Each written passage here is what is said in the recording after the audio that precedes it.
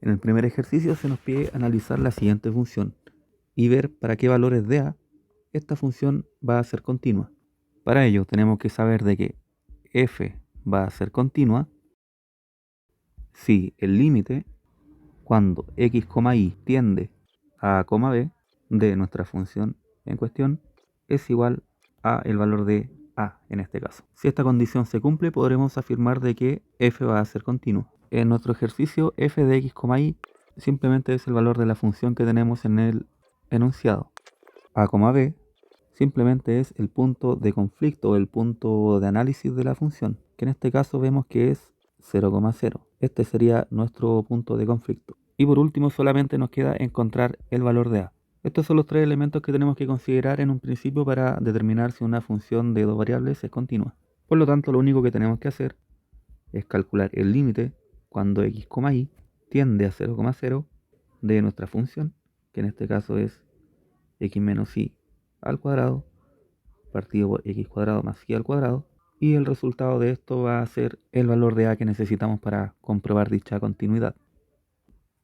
Para resolver este límite podríamos ocupar trayectorias.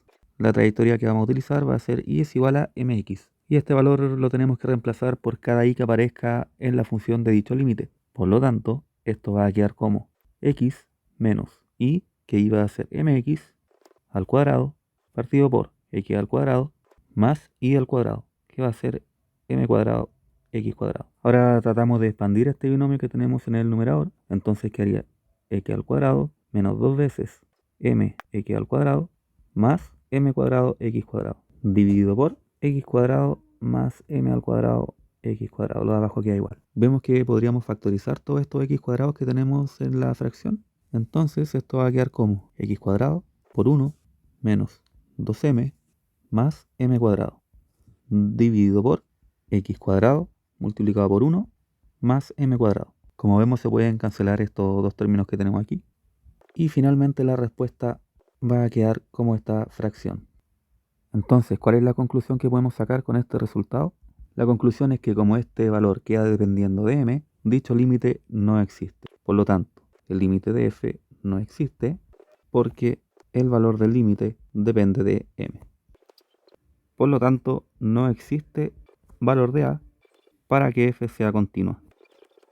Y con esto hemos respondido el apartado A de la pregunta.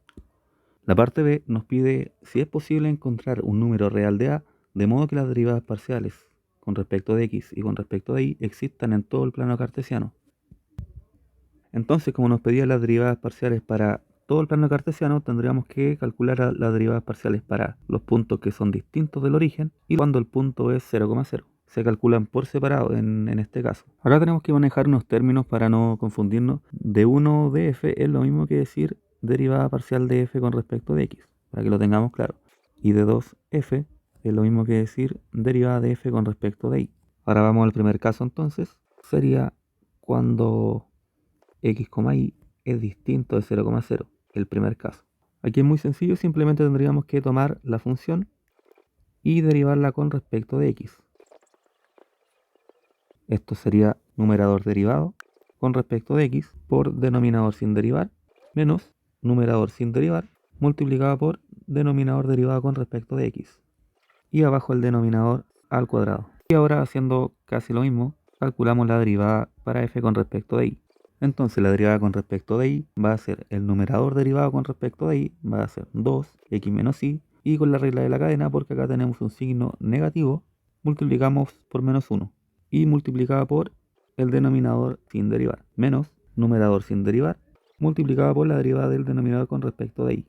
Y abajo queda el denominador al cuadrado. Con esto hemos calculado ambas derivadas para el primer caso, cuando x, y es distinto del punto de conflicto. Pero ahora vamos a ver qué pasa con el caso 2, que es cuando x, y es el punto de conflicto. Acá vamos a ver que se trabaja de una manera distinta. Acá tenemos que utilizar la definición. Siempre para derivar una función en el punto de conflicto, nosotros tenemos que utilizar la definición.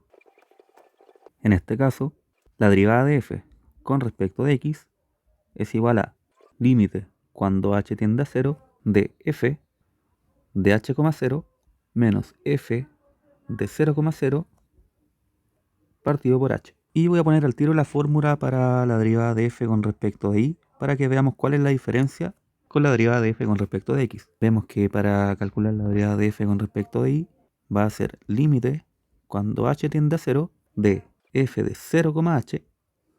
El h siempre se le agrega a la variable que yo quiero derivar. En este caso, vemos que el h se le agrega a la coordenada y, que es precisamente la que estoy derivando. Y acá el h se le agrega a la coordenada x, que es la que estoy derivando en este caso. Y lo demás queda tal cual.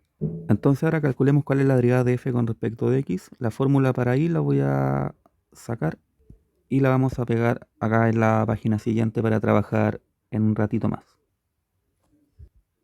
Entonces, continuando, límite cuando h tiende a 0 de f de h, 0. Yo tengo que darme cuenta que f de h, 0, acá en la función, es un punto que no es 0, 0. Por lo tanto, yo tengo que sacar su valor de acá arriba, porque de ahí son todos los puntos que no valen 0, 0. h, 0 es un punto que no es 0, 0, por lo tanto tendríamos que mirar este valor.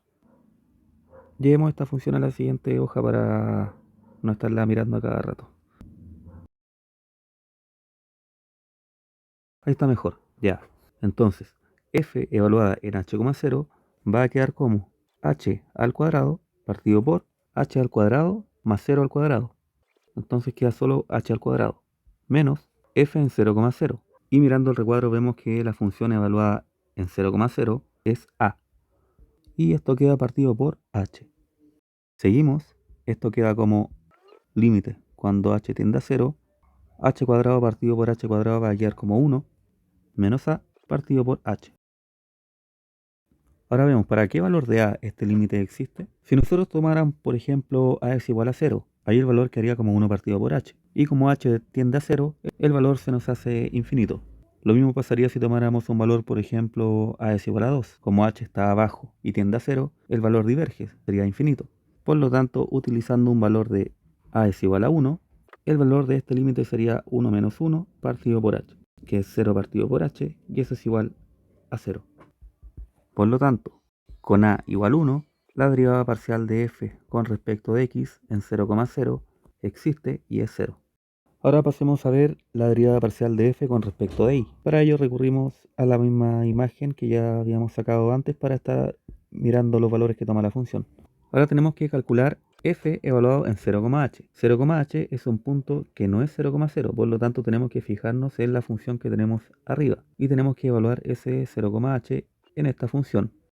Por lo tanto, esto va a quedar como límite. Cuando h tiende a 0, f evaluado en 0, h va a quedar como menos h al cuadrado partido por x cuadrado más y cuadrado, que sería 0 al cuadrado más h al cuadrado. H al cuadrado queda entonces menos f evaluado en 0, 0. Y ya sabemos que f evaluado en 0, 0 es precisamente a. Y lo notamos aquí. Y esto partido por h. Esto entonces va a quedar como límite. Cuando h tiende a 0, esto va a quedar como 1 menos a partido por h. Y vemos que ocurre lo mismo que en el caso anterior. Para que este límite exista, el único valor posible es que a sea 1. Con cualquier otro valor en los reales va a empezar a actuar h y con h se nos indefine porque diverge y eso se va al infinito. Entonces, con a es igual a 1, esto va a quedar como límite cuando h tiende a 0 de 1 menos 1 partido por h, que eso es 0 partido por h y aquí esto es 0. Ya podemos descartar esta imagen y vamos a anotar la conclusión al igual que en el caso anterior. Con a es igual a 1, la derivada parcial de f con respecto de y en 0, 0 existe y es 0. Y con esto hemos respondido el apartado B, que decía si es posible encontrar un número real de a, de modo que las derivadas parciales existan en todo el plano cartesiano. Pues sí, ese valor es a es igual a 1.